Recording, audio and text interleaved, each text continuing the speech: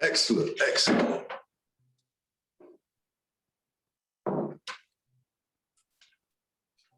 Great. Hello, Secretary of State. We're just about. Good to see you. We can see you and hear you. Thank you very much. We're about to go. We're about to go live. Excellent. And so you're about to hear from Kirsty Maxey, who's going to introduce it all. But it's lovely to see you here. And I'll be interviewing you starting in the next sort of 4 minutes. We'll do the intros first. But great to see you on. Brilliant. And if you could turn off your screen and on your camera and you'll go mute for a moment, we'd be very grateful. And then we'll when we kick off, we can recommence. Thanks a lot. Good evening, everyone, and welcome to the latest in our series of leadership masterclasses, sponsored by Rathbones. My name is Kirsty Maxey. I'm the chair of the IoD City Financial Services Interest Group and CEO of Team Spirit. Tonight, we're very excited to hear from the Secretary of State, Kwasi Kwarteng, but before we meet him, let me tell you a little bit about the Institute of Directors. Here, we believe that better directors make better businesses. And for just £35 a month, membership provides you with access to a whole range of really useful business tools, from networking to tax and legal advice and professional training. This event is part of the IoD Business Extra webinar series, which is providing insight and networking opportunities for our members.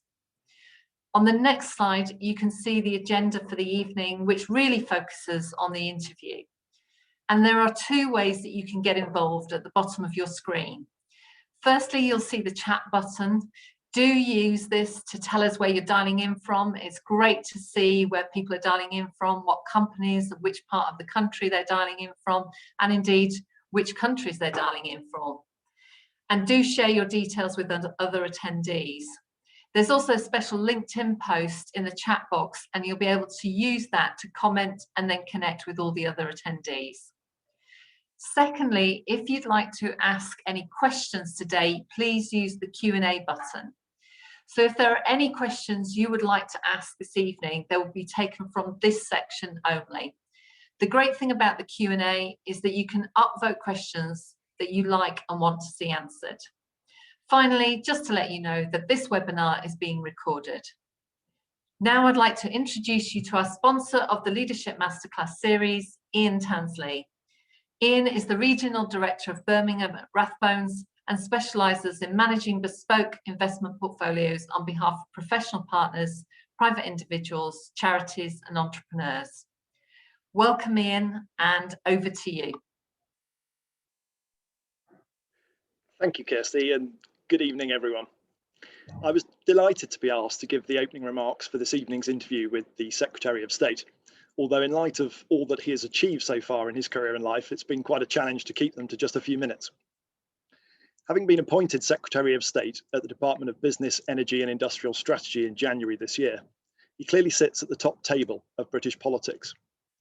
His rise through the Conservative Party and indeed British politics should perhaps not come as a surprise, however, bearing in mind his achievements prior to becoming the MP for Spelthorne in 2010. Whether it was being awarded the prestigious Newcastle Scholarship Prize whilst a King's Scholar at Eton College, achieving a first in both classics and history at Trinity College, Cambridge, or attending Harvard University on a Kennedy Scholarship, the Secretary of State has clearly excelled. Oh, and that's not to mention, of course, that he was also a member of the team that won University Challenge on its revival by the BBC in 1995. As Secretary of State at the Department of Business, Energy and Industrial Strategy, he has overall responsibility for the government's relationship with business, its industrial strategy, ensuring that the UK remains at the leading edge of science, research and innovation, as well as a role in tackling climate change. As a FTSE 250 listed company and the stewards of over £55 billion of our clients' investments, all of these areas are clearly of interest to us at Rathbones. A significant proportion of the investments that we manage for our clients is invested in UK listed public companies, and the government's approach towards business and industry is critical to the success of these companies and in turn our clients' investments in them. It is also vital that the UK does indeed remain at the leading edge of science, research and innovation, as clearly this will ensure that the country thrives long into the future and in the process present attractive new investment opportunities for us to invest our clients' assets. Tackling climate change is also, of course, critical. And as the Secretary of State commented at last week's Business 7 Summit, government and the private sector will need to work hand in hand to tackle the biggest global challenges of our time. At Rathbones, we acknowledge this need and recently published our own climate change statement. In it, we highlight that we are committed to playing a positive role in the transition to a carbon neutral economy, along with the operational measures that we are taking to reduce our own carbon footprint. We also acknowledge, however, that where we can make the biggest difference lies not in our operational side of our business, but through our stewardship of those £55 billion of our clients' investments, and by engaging with the companies in which we invest to encourage further change. I'm therefore looking forward very much to hearing the Secretary of State's thoughts on this important issue, along with the other aspects of his role this evening. And with that, I'll pass over to you, Alastair. Thank you, Ian. Most grateful to you. Thanks very much indeed to Rathbones for their continued support for this series. It's my great pleasure to introduce the Secretary of State today. Secretary of State, can you see us and hear us? Can you hear me? We can indeed. Great. Secretary of State, good to see you. Thank you very much Very indeed for coming on. We are absolutely appreciative that you are an extremely busy man and you've got an awful lot on. And so therefore we're delighted that you've made some time to be with us today. Most grateful to you. Ian has already taken up part of my my first question, which was ask you about your background. But don't ask me about University Challenge. Please don't ask me about University Challenge. I can't remember anything about it. But perhaps you could just fill in a little bit of the blanks there as to sort of where you started and a little bit about your progress. And I think you're obviously a published acclaimed author as well, which I'll come to later on. But a little bit about that. Your desire to write books as well. I think a little bit of background would be great. Sure. So, my story really begins in London. I mean, that's where I was born. But my family, my parents were born in a country which was at the time called the Gold Coast. And it was very much part of the British Empire. That was something which my parents had direct experience of. They were born in the early 1940s. And they're still alive, thankfully. And so they're now in their late 70s. And why I mention this is that the country became independent as Ghana in 1957. So that was in their teenage years. And then independently, they came to London to pursue their education. They met. My mother is a professional. She's a barrister. My father was an economist. He started off as a lecturer. And then he joined the Commonwealth Secretariat and then worked for the UN. So they were very much in the professional world, if you like. And so I was born in London in the 70s. And my parents were very keen to get me a good education. For them, that meant sacrificing to pay for a private education. And essentially, I was someone who enjoyed working in an academic environment. I was very interested in history. That's been a passion throughout my life.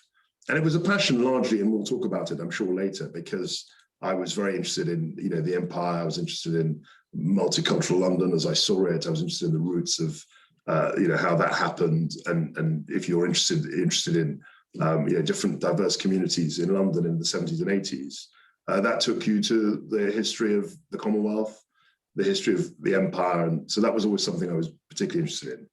And then I got an award to Eton College, was a boarder there, enjoyed my time there. It was very interesting time to be there. I remember my last year was 1992 to 93. And so the first term in my last year was the end of 1992. And for those of you in the city, or for everyone really, you will remember Black Wednesday. So you can imagine I was in my first week of my last year at boarding school at this great school, and it was the Thursday after Black Wednesday, and I remember one of the teachers was giving a sermon or one of these assembly things, and started talking about what had happened the day before, and this was extraordinary to me because I'd been at the school 4 years and I'd never heard anyone talk about, no teachers explicitly talk about political events. I mean, obviously there were meetings. And I think that somehow that triggered something in me in terms of, politics, in terms of economics. And what the teacher said was that not since the pound in your pocket speech in 1967 had a British government lied so systematically, that was the word he used, to the British people. And I was thinking, well, hang on a second. I mean, this is very political stuff, and we're students at school. So why is this man being so politicized?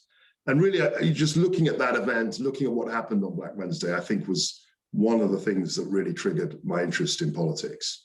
And then, going through, I went to university, I studied history as the introductory Ian said, and then I was very much taken with, as I say, the imperial story, but then there was the Iraq War. So I'd started work in the city in 2000, done a PhD because I didn't really know what to do after I graduated. And I had an award to do a PhD. And then it was really in 2003, again, that another event happened, which was around the Iraq War, that really galvanized my interest in politics. So there was Black Wednesday in 92. There was, of course, the 97 general election. And then there was the 2003. These were three really big events in my life, in my political journey. And then once we got to 2004, I was very much interested in maybe becoming an MP. So I got onto the candidates list. I joined a local party. And then for many people, and I think I myself must be included, the political bug is something that you can't really resist. Once you've got it, you've got to keep at it. It's a fascinating world. You feel you can make a difference. You have that bond with your constituency, which is really important. And Spelthorne, even though I hadn't lived there, was a place I used to play cricket a lot. So I knew the area quite well. It was part of the kind of the Middlesex League in cricket that I used to play in. So there were lots of different connections and coincidences that meant that I ended up in Parliament in 2010. And then after 2010, we had the coalition period. And actually, as a backbencher in those days, as a Conservative backbencher, there were very few opportunities actually to become a minister, because what people forget was that the Lib Dems had a third of the ministerial jobs. And people say, well, so-and-so was overlooked, but there weren't that many jobs around. There were people who spent many years on the backbenches. And you really, as a backbencher, have to find your own causes and, devoted to the constituency, interested in the constituency, but also have other interests. And I really pursued my history interests because they combined with politics.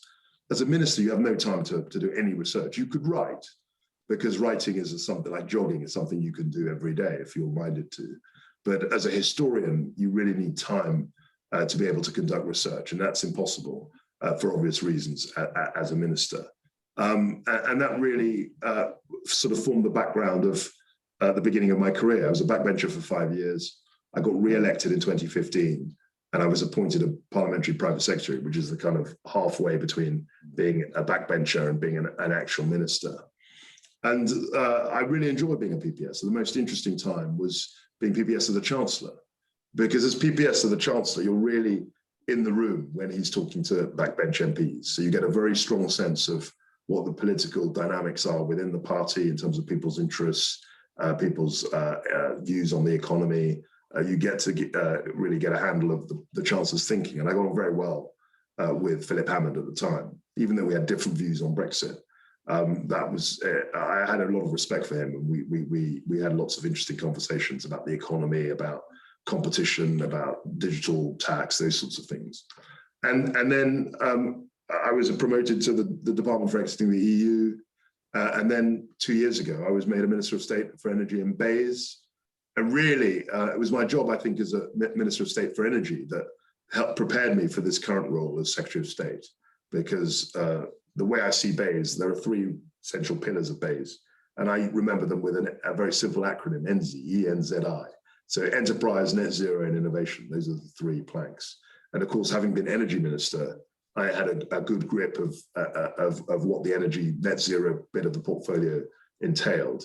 I'd made contacts and had engaged with the energy sector. And so I think the Prime Minister felt that, given the fact that my predecessor had to do COP26, it made sense to promote internally and give me the opportunity to be Secretary of State. That doesn't happen very often very much. Actually, the junior ministers are promoted within the department. But for me, I think it was a very interesting development and something that I'm very grateful for. And as Secretary of State, what's at the top of your inbox at the moment? And is there anything that's keeping you awake at night? Well, lots of things. Well, they don't really keep me awake at night because I've always been a very good sleeper.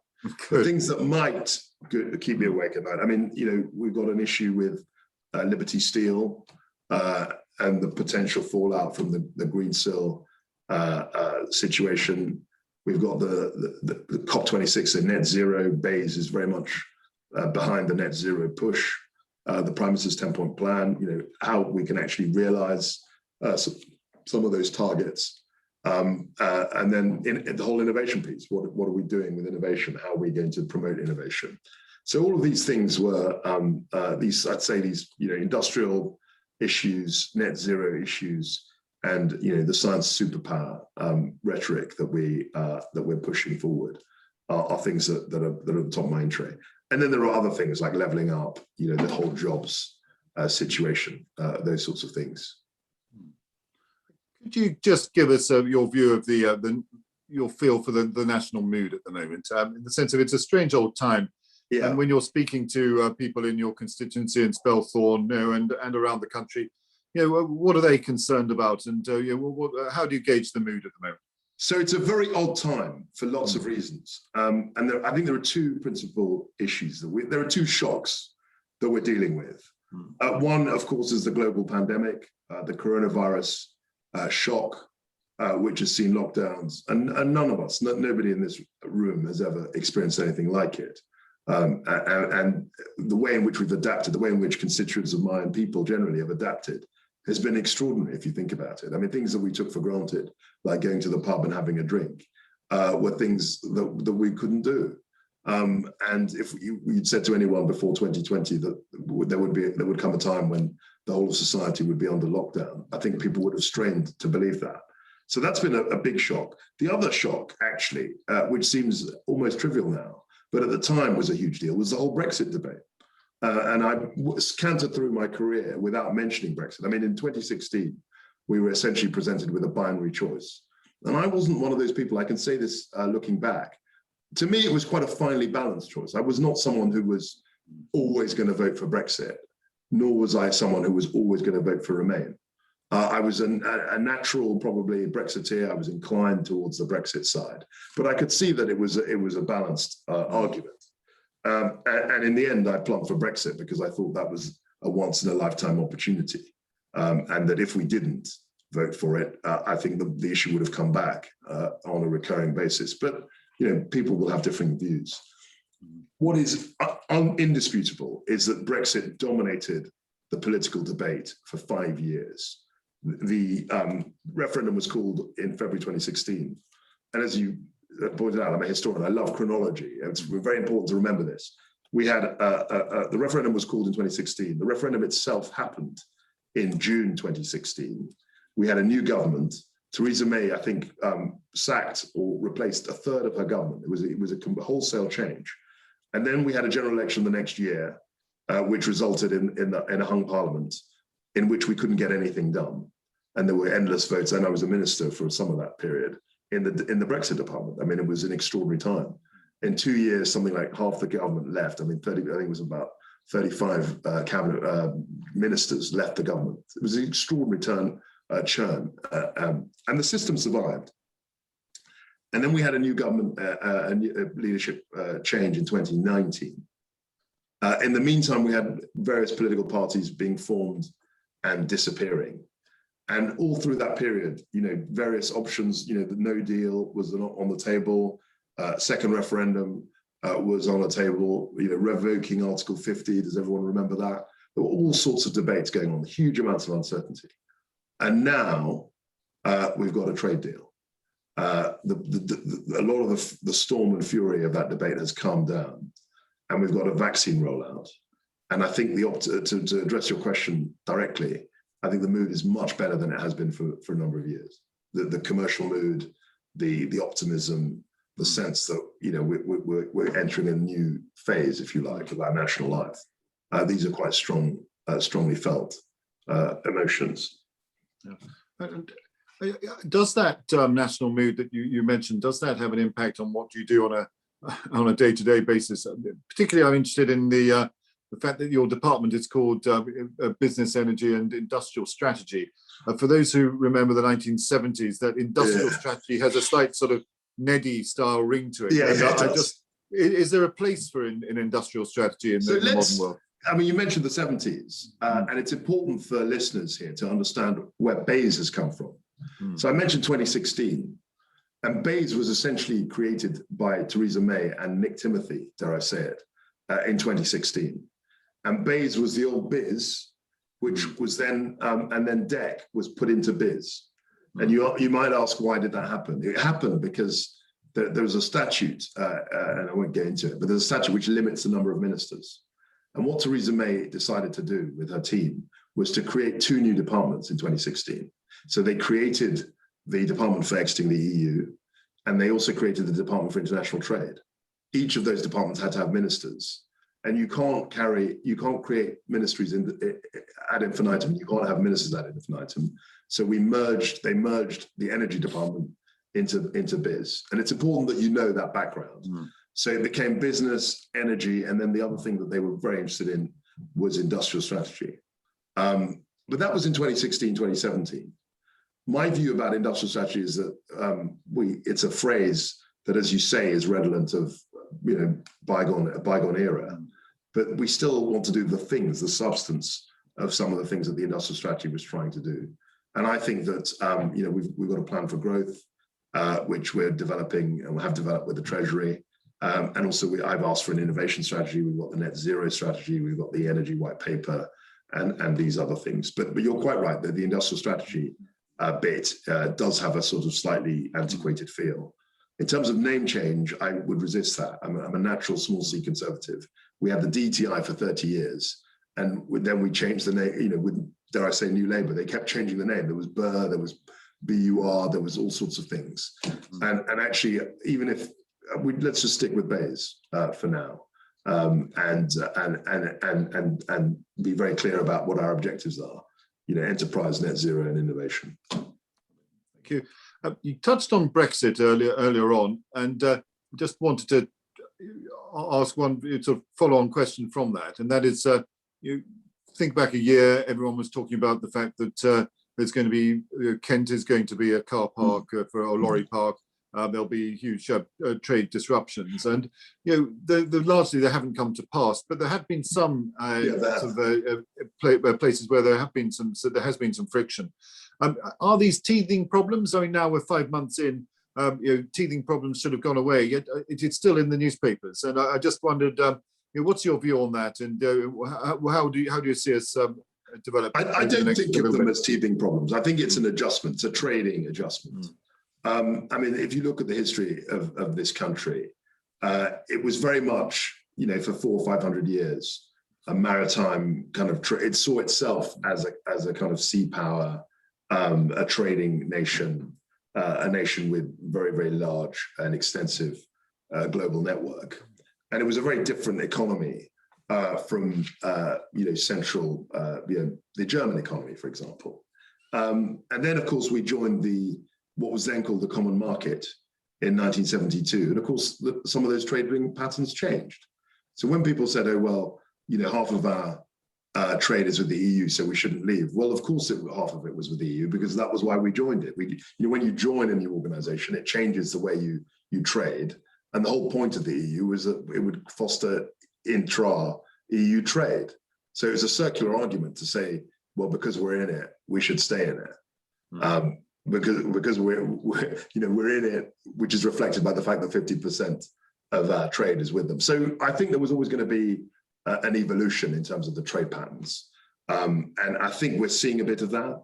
Having said all of that, I think we're, the number. I looked at the figures in terms of EU trade, and they're holding up quite well. They took a bit of a hit at the beginning of the year, but they're coming back, and there's no reason why we can't increase our trade with the EU even on a real basis, but as a proportion, I suspect it will go down. So our trade as a whole will increase at a fast rate That with the EU might not be as fast, but that with the other world, the outside world, I think will be faster potentially. But who knows? Yeah, understood. And a vaguely related point is that of where we are in the economic cycle. I think historical records show that bankruptcies really start to motor not during the depths of a recession, but actually when one starts to come out of a recession, when balance sheets get under pressure. Is your department sort of braced for that, given that we are coming out of a recession? Plus, also, are there any particular measures that have been devised especially for that problem? I think we're looking at this data the whole time, but you will appreciate you'll appreciate, Alastair, that the sentiment changes quite quickly. I mean, only 6 months ago, I would say 7 months ago, maybe, I was reading reports that we were going to see early 1980s style unemployment. So once the idea was that once the furlough ended, there would be a huge amount, and you probably remember those articles as well. Yeah. Today, the business people I'm talking to are saying they can't recruit enough people. There's a labor shortage, inflation, wage growth. Those are the threats. So, the sentiment can change very, very quickly. And of course, in government, we have to prepare for any eventuality. So there is an interesting debate within government as to what we can do once the economy reopens to mitigate some of those risks. And again, a related point, I have the great privilege to be, I work closely with the Lord Mayor of London, and the Lord Mayor has a role as global ambassador for British financial and professional services. And I think many people in the audience tonight are involved in financial services. One of the criticisms of the free trade agreement that we reached over Christmas with the European Union was that it was pretty silent in relation to financial services. Do you see is it one of the ambitions of the government that we will see something in relation to some form of agreement with the EU? Yeah, I think so. I mean, I think that I remember this from when I was Under Secretary in DECCU. I think that when we talked about the trade deal, and you talk about the Northern Ireland Protocol, which is a big part of the deal, the free trade, the TCA, the Trade and Cooperation Agreement. A lot of the language and the thinking was focused on goods for understandable reasons. I mean, you mentioned the fact that people thought Kent might be just a huge car park and all the rest of it. So the goods, understandably took a lot of attention. And I think that as trade deals go, there was actually quite a bit about services, not so much about financial services in that deal. Most trade deals, the clues in the title, are very focused on traded goods and not on services. But I think the point is well made.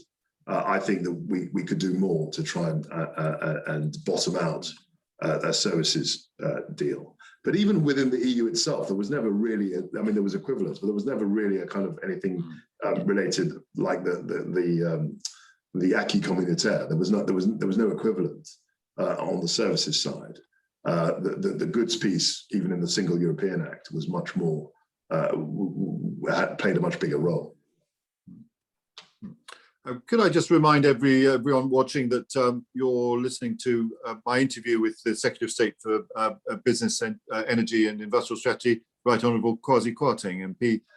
This event is kindly sponsored by Rathbones. A little bit of a change of tack, and that is I've in preparation for this interview, I did read your book. Oh, very good. You've got a hardback. That's fantastic. A hardback, which is that's very good. That's very good. I enjoyed it very much indeed. It reads like a thriller in some ways. The pace is narrative pace is excellent.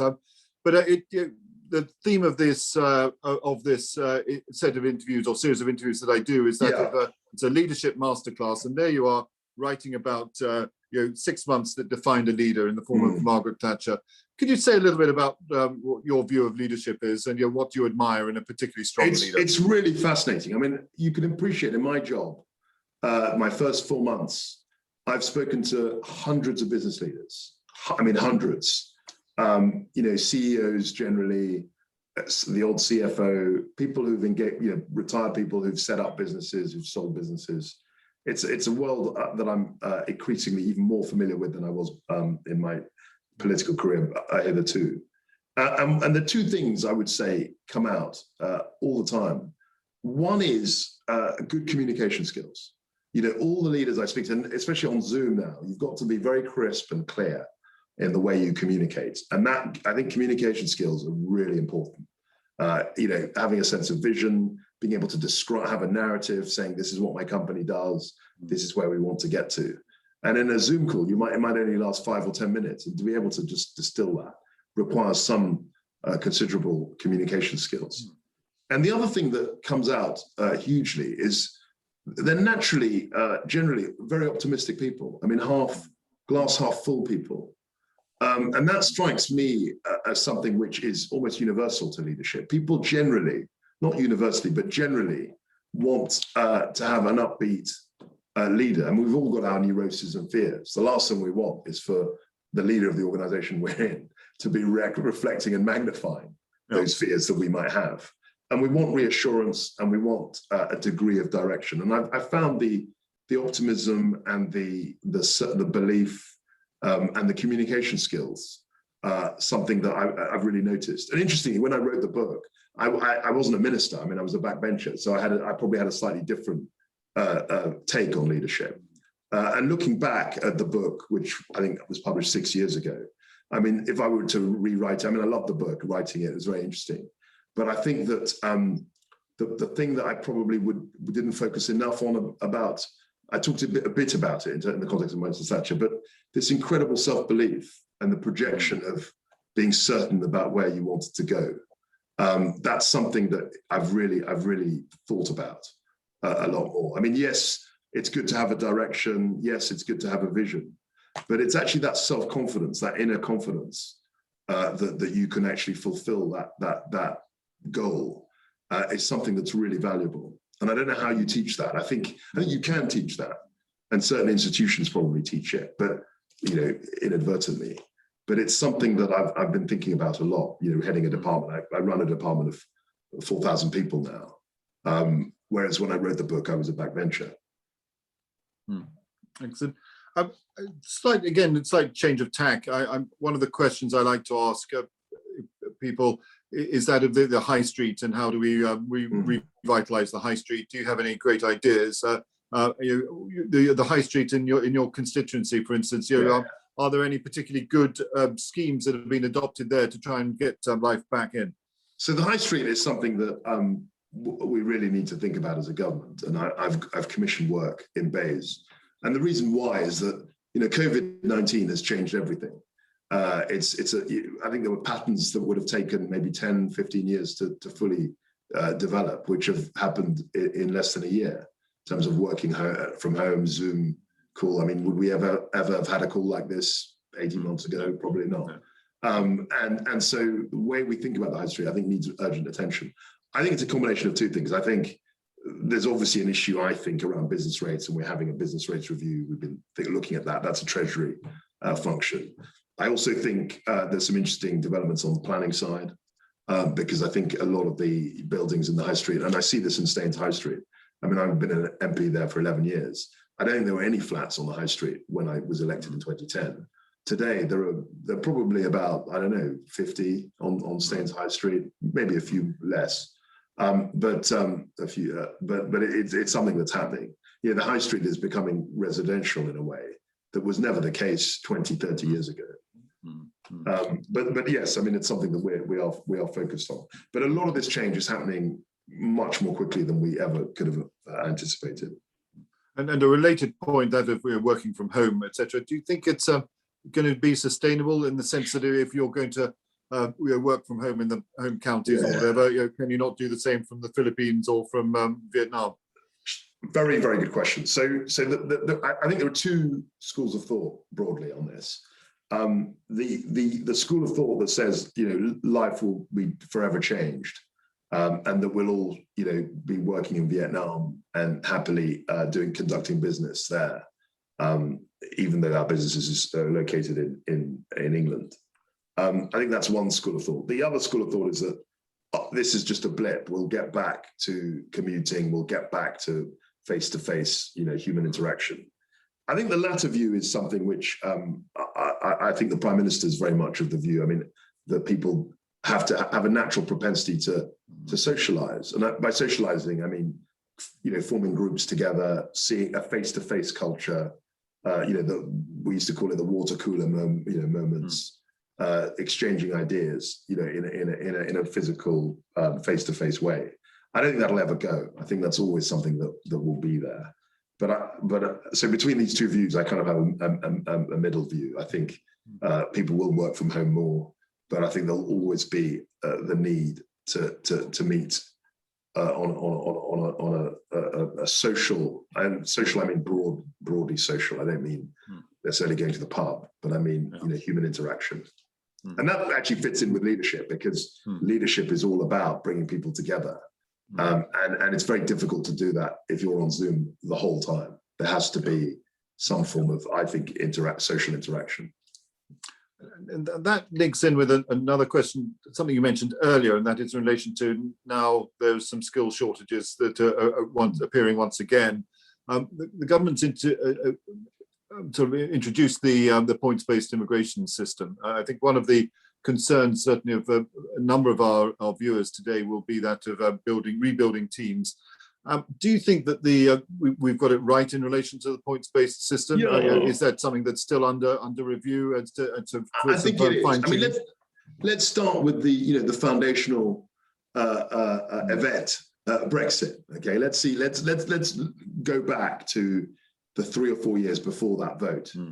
There was always an issue from about 2004 to 2016, let's say, about the free movement of labour. That was the phrase. And there was always the view, I mean, economists say it's wrong, but there was a perception that low-paid work, essentially the wages were stagnant, because you had 150,000 people coming into the country every year. And that worked for certain segments of society. Friends of mine who wanted to have au pairs, complain about this. People who wanted, building done and all the rest of it. But I remember stepping out of Staines station in 2016, and the constituent came up to me. He didn't even introduce himself. Said, "I'm voting for Brexit." I said, "Why are you voting for Brexit?" He said, "Well, I'm a builder, and I haven't had a wage increase for 15 years, and I don't want." So just to answer the question, I think that what we ended up having, not by design, was a model where we were reliant on quite a lot of immigration, and there was a view that was good because it kept wages quite low. And I think once we'd broken out of that system, there wasn't that we needed to think about having a higher wage economy and having better skills and actually training people here. And that was why, when I became Secretary of State, I was very keen to stress that this is not about dismantling workers' rights. It wasn't about the race to the bottom, because the reason that a lot of people, certainly my constituents, voted for Brexit was for higher wages, not for a race to the bottom, lower wages, which they felt they were experiencing in the EU, rightly or wrongly. I mean, you could dispute the facts, but that was the perception.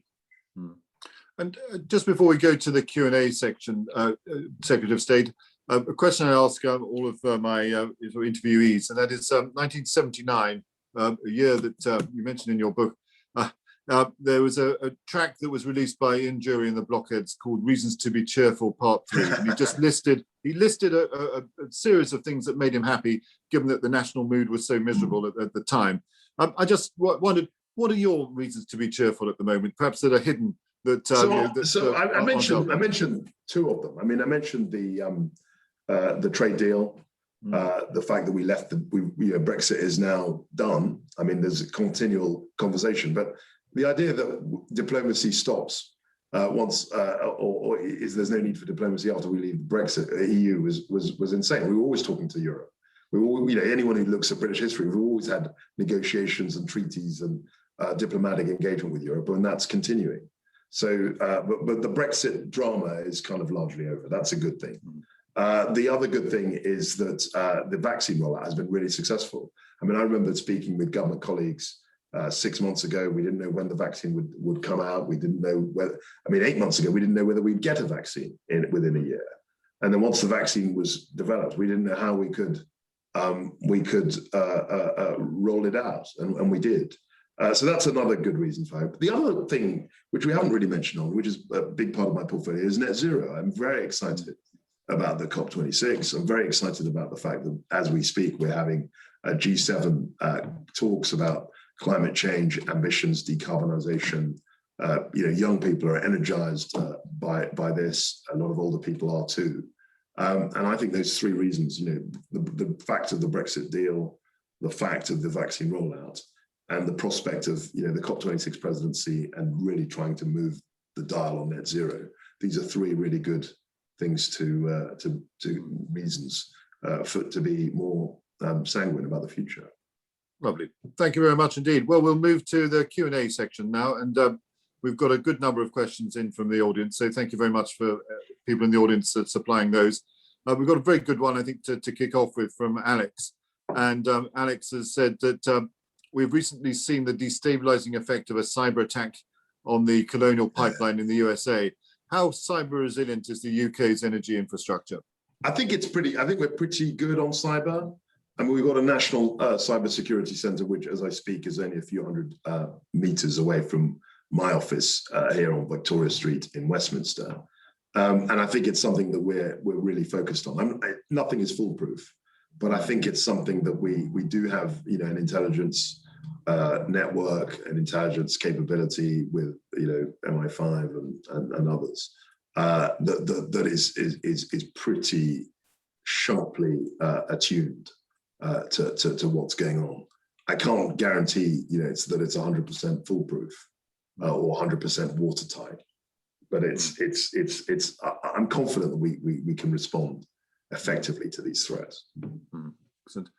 I have a question from Oliver. Oliver's asking, if you were Keir Starmer, which direction would you take Labour in? This is to me, this is the most interesting. I mean, I'm a politician, I'm partial, I'm a Conservative minister. But if I were a political analyst or an academic or a journalist, this is the most interesting question, actually, in terms of just the sheer politics. And what I was struck by was that after the Hartlepool election, immediately afterwards, you had an interview with Tony Blair did have an interview, but Peter Mandelson, who said that they should be more like Tony Blair. You had an interview with Diane Abbott, who said that they should follow Jeremy Corbyn. And both of these factions essentially are blaming the other for the defeat. So as far as Peter Mandelson was concerned, Jeremy Corbyn was responsible for the Hartlepool defeat. And as far as the Corbynistas were concerned, they weren't Corbynista enough. That was why they lost. And then they should double down. And if you're a leader in that situation, and you've got two factions that are literally accusing each other of the defeat, it's a very, very difficult position to be in. And how that dilemma is resolved, I think, is one of the most interesting questions, for a political analyst. For a Conservative, it's, we're in a reasonably solid position. But these things can change. I wouldn't be too gleeful. But it is a fascinating analytical question. And I think the answer, I think, is a difficult one, because I think it's probably a form of centrism, i.e. the way forward. But it's very difficult to see how you can get there, given the fact that the left of the party is so empowered. The leadership rules meant that they had a mass membership. They were energized by Corbyn. It seems very unlikely to me that, given the current leadership rules, a Blairite candidate can win. So they're in a bit of a dilemma, I would suggest. But who knows? I mean, lots of things can change. Excellent. Thank you, Secretary of State. Next question is from Sarup. That's in relation to COP26, and what would you see as the main challenges that we have as a country in relation to that are going to be aired at COP26 in Glasgow? So the fundamental question, the fundamental difficulty of COP26 is that we've actually been, I know we do ourselves down in Britain, but we've actually been quite successful at decarbonisation.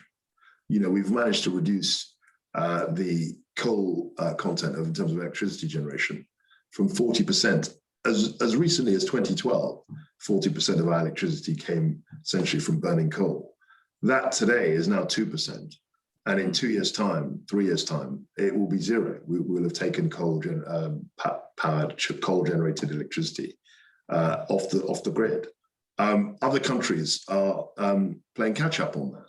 The challenge in COP26 is getting, an international community to agree to targets which are not only ambitious for us, but extremely ambitious for other countries. And the other thing which I think is difficult is, working out how to finance the transition. So, the cry from developing countries is, well, you had your industrial revolution, and now, you're expecting us to kind of bypass that. And we need to be recompensed. We need to be encouraged and supported in that transition. And I think that's a delicate set of issues as well. Excellent. Thank you. Next one is from Samir. Samir is asking, which industries are going to support COVID recovery and lead the Brexit success? What about fintech and digital technologies?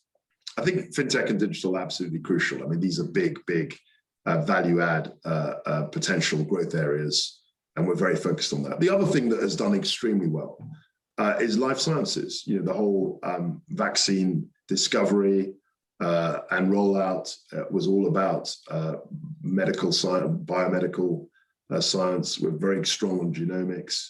We're very good at other, quantum computers and other types of innovation. So I think there's a range of cutting edge technologies that we need to pursue. Doesn't mean that we say goodbye to old technologies, as long as they're not carbon emitting.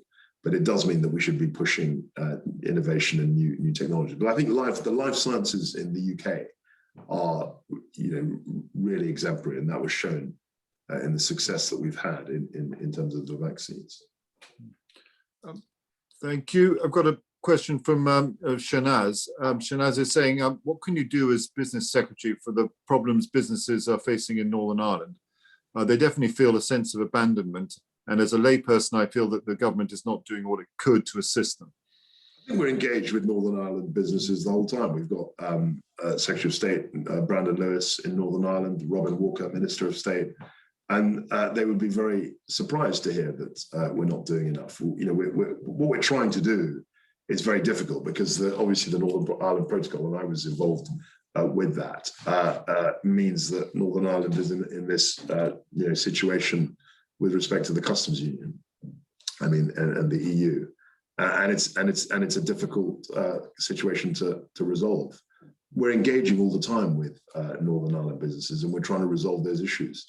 Lord Frost himself said that even things like looking at the protocol was something that wouldn't be off the table. So we're trying to find answers there. It's difficult, but there's definitely a will to try and resolve those issues. Thank you.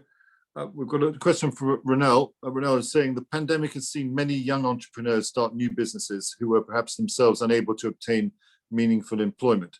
Will the Secretary of State be championing them and encouraging others to follow suit? So this, I think, is one of the great areas where I, in my department, my role, has been trying to pursue and push. The response to the pandemic has been about, and it's been an excellent response. There are very few countries that have done this. Has been about supporting existing businesses and existing jobs.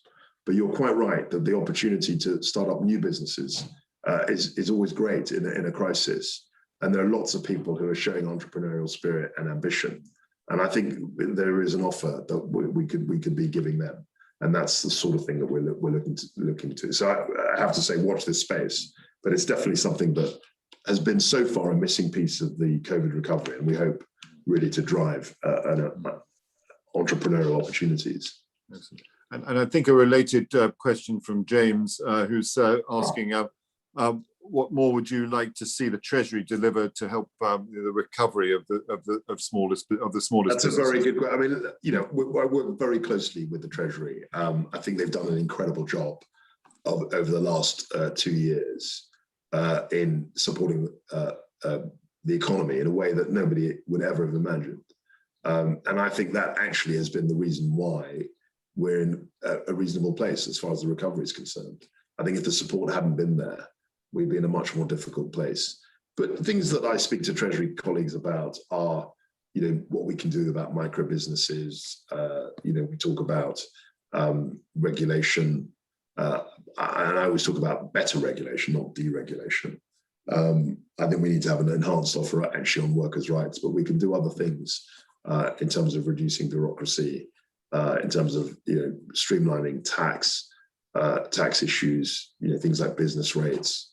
There are all sorts of things that we talk to the Treasury about. We've got a question from Nathaniel, who's asking about the private tutoring industry. And apparently there's a part of your remit is an employment agency standards inspectorate, and that some of the actions there have been quite deleterious to the whole private tutoring industry itself. Is there any comment you'd like to make on that? Look, I'm not on top of this issue in terms of specifically relating to private tutoring, but I'll be very happy to look into it and get back to the question. It's a very minute question, dare I say. Yeah, and I do have a very large brief, so I'm sorry, I don't actually know the specifics about that particular issue, but I'll be very happy to get back to the question. I will. I'll forward that through to you after this interview. It's a great note. Thank you. I've got a question from Amos. The construction small businesses make up a large percentage of the supply chain. How can we improve issues such as payment terms and procurement systems? Yeah, so I mean, payment terms, I think, are absolutely right, and we're looking at trying to enshrine in some sort of legislative or statute, quite much stricter payment terms, because it's a common theme, a common objection that the small supplier essentially can get squeezed by larger customers who aren't paying their bills on time. And that's something that we have always wanted to tighten up, and it's something that we're looking to do that, because I think, and also the one thing that we can do actually is, as a government, when we're engaged in procurement, I think a lot of our practices, they're pretty good, but we could always do better on that. But that's definitely something that we're looking at. Lovely, thank you. We've got a question from Tom, who's asking, when do you think we'll close a good trade deal with the USA? Very good question. I think we're looking to do one, I think, soon, perhaps with Australia. I think the USA might be after that, but I couldn't tell you what the time frame would be. Interesting enough about the USA, even when we were in the EU, the USA was our single biggest trading partner as a nation. I mean, largely because it's so large. But it's interesting to notice that even when we were in the EU and without a deal, we were trading with something like 20% of our trade was with the US. Thank you, Secretary of State. Just got time for a small number of further questions. One is, what is the Secretary of State's views on IR35 and the current set of rules? Do they need to be reviewed? Again, a very minute question, but it's something I do know about because I came across it all the time in the Treasury. I was PPS, as I mentioned, to Philip Hammond, and he was someone who wanted to standardise the IR35 process, and I got a huge amount of kickback actually from constituents who operated as independent, self-employed people who were very nervous about it. I'm not going to say more about IR35 because it's, as I say, it's a Treasury issue. It's something which Treasury ministers are cited on. But it was definitely something that was raised with me as an MP. No, understood. I've got a question from Sally, who's asking, economically, how are the people of Spelthorne faring at the moment? I think they're doing slightly better than they were certainly in 2012, which was the hardest. I mean, the single hardest year as an MP, and you could see it in the weekly surgeries I did. 2012 was a very stressful year. I think this year people are nervous about reopening, but as I said, I think people are quite hopeful about it. I was just in the constituency on Monday, actually the first day where there was reopening. I was in the pub. I was surprised there weren't that many people there, but of course there was a thunderstorm. I mean, it was a very bad weather, so it's difficult to know exactly what's happening. But I detect a more of an optimistic mood. And you forget, I don't know whether you know Spelthorne, but it was a constituency, a borough which voted 60% for Brexit. The Brexit vote was something like 60.3%. The Remain vote was 39.7%. And so if 3 out of 5 people are voting for Brexit and they've seen it happen and concluded, there is a buoyancy from the fact that we've secured Brexit. Lovely, thank you. And then just a last question I've got from Doyin, who's asking, what are your thoughts about life after lockdown from a global perspective? Wow, that's a big question. I mean, I think if you're a social historian in 2035 or 2040, and you're looking back at the COVID period, I think you'd be very surprised at how quickly people change their tenor of life. And you read that when you read accounts of the war period. I'm not equating this period to the war, but people often said at the time, and I know we all know people who experienced that time, it was remarkable how quickly people adapted to the new situation. And I would say the same thing about COVID. It's been remarkable how people have adapted to things that they would never have dreamt of. I mean, we would never have dreamt of a time 2 years ago when we wouldn't be able to go to restaurants. It would have been inconceivable. We wouldn't have been able to imagine it. But we've adapted to it, and we're used to it now almost. And then, so what are the long-term effects of that? I think it's very difficult to say globally what will happen. I'm very pleased that we haven't lost sight of the climate change, decarbonisation agenda. I take that very, very seriously, and I'm very pleased that other countries, I mean, it was striking to me that as energy minister, both China and Japan committed themselves to net zero targets in October last year. So while the pandemic was raging, these countries that were committing themselves, but talking, I suppose, I mean, you've got to see their deeds, but they were committing themselves publicly to net zero at a time of global crisis. And that to me was very interesting. And I think that the world will have more scope for international cooperation on things like climate change, on things like new technologies, and also trying to adapt to a digital world. I think there'll be much more cooperation, I hope, than there was before. Well, that's a lovely upbeat way to end the interview. Secretary of State, I've enjoyed myself very much indeed. We've got a whole load of extra questions which I could ask, but sadly, I'm sorry. I'm sure we'll have a session like this, at some point in the future. Yeah, I'd like that very much indeed. That'd be great fun, and thank you very much indeed for taking time out of your very busy schedule. Can I just say a final word? I just want to say that I think I've had a really good interaction with the IoD in the 4 months that I've been Secretary of State. I mean, Jonathan Geldart, I'd see it on a weekly basis. Yeah. I really value the work that he's doing, the work that you're doing. And I would strongly urge you to get in touch with the department to discuss ideas.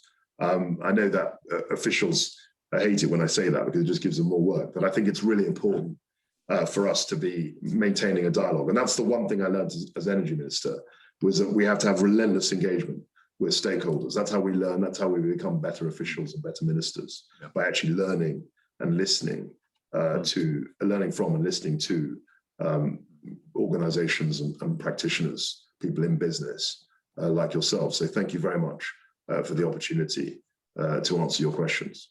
It's a great pleasure. We've enjoyed ourselves. Thank you very much indeed. And Secretary of State, thank you. Look forward to seeing you soon. Take care. Bye. All the best to you. Thank you. Bye. Good. Well, I've enjoyed that very much indeed. I thought that really went very well. I just wanted to say a little bit about some forthcoming meetings that we've got, or events with regard to the IoD. Next Monday, I'm interviewing His Royal Highness Prince Khalid bin Bandar Al Saud, the Saudi Arabian ambassador to the United Kingdom. So please join us on next Monday.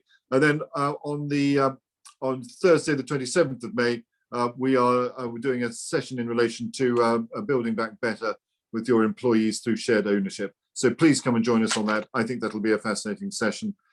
We've got a couple of things, a few things on for June, which I think would be worthwhile. I'm interviewing Alastair Campbell, the great advisor to Tony Blair during the Tony Blair's premiership. I think he'll be fascinating. I'll talk to him about mental health for business people, which I think would be worth listening to. Then we've got the chairman and the chief executive of the Green Finance Initiative, Sir Roger Gifford, and Rhiannon Marie Thomas. So I think that would be worthwhile joining us for that. And then 21st of June, Lisa Nandy MP, the Shadows Foreign Secretary. So And then just lastly, I just wanted to just remind everyone in relation to why you're here. This is an event put on by the IoD. It's a remarkable organisation. I would fully commend it to you.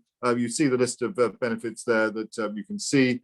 We have legal and tax helplines, which are free for members. And I think the membership fee alone pays for those.